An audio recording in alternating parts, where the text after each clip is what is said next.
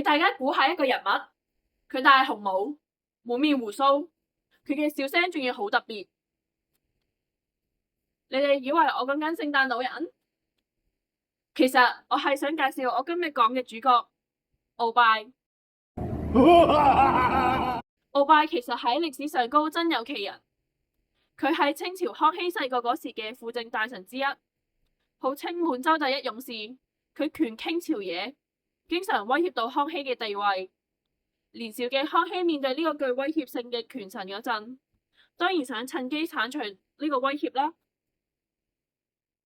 有關康熙智擒鰲拜嘅版本眾說紛紜，其中一個版本係指康熙喺宮中挑選咗一批強壯嘅小太監，成日練習步ፉ，即係而家嘅摔角，並且趁機召鰲拜入宮，趁鰲拜坐喺一張預先被鋸斷嘅凳上高，當佢跌喺地下，小太監就生擒咗佢。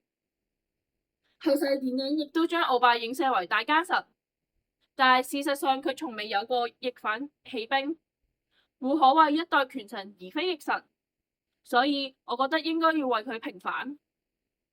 多謝各位。